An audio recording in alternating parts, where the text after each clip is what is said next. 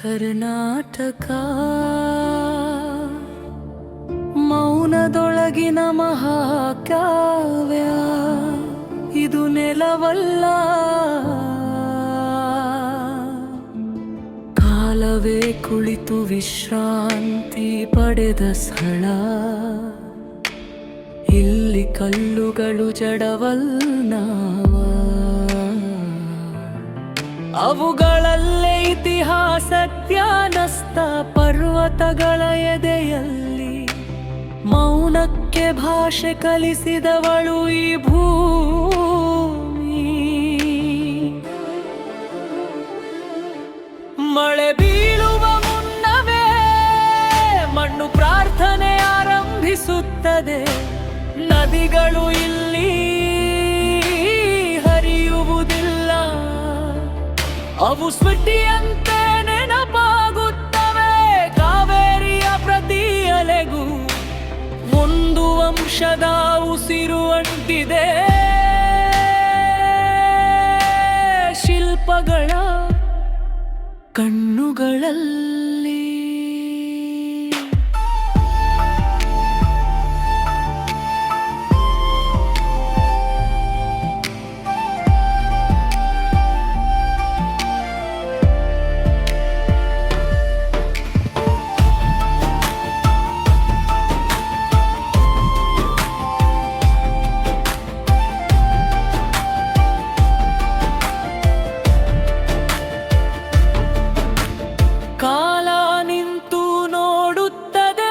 ರಾಜಗಳು ಹೋದರು, ಸೃಷ್ಟಿಯ ಅಹಂಕಾರ ಮಾತ್ರ ಉಳಿಯದು. ವಚನಗಳು ಇಲ್ಲಿ ಬರವಲ್ಲ,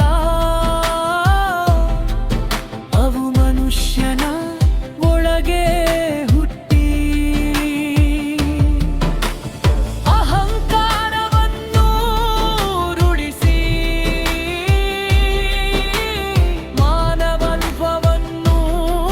ಏರಿಸುತ್ತವೆ. ಹಳ್ಳಿಯಲ್ಲಿ ಭೂತಕಾಲವಲ್ಲ, ಅದು ಭವಿಷ್ಯದ ಮೂಲ ಪಾಠ.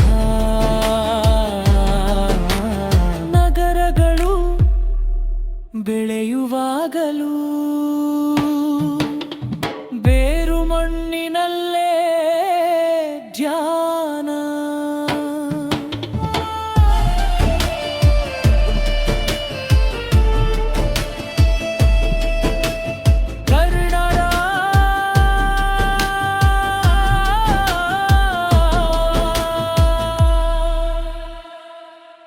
ಇದು ಕೇವಲ ಭಾಷೆಯಲ್ಲ,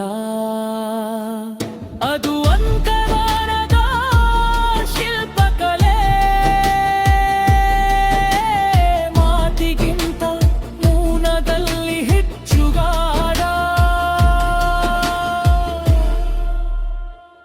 ಕರ್ನಾಟಕ ನೀನು ನಕ್ಷೆಯ ಗಡಿಯಲ್ಲಿಲ್ಲ, ನೀನು ಕಾಲದ ಹೃದಯದಲ್ಲಿ ಕಿತ್ತಿದೋ ಒಂದು ಶಾಶ್ವತ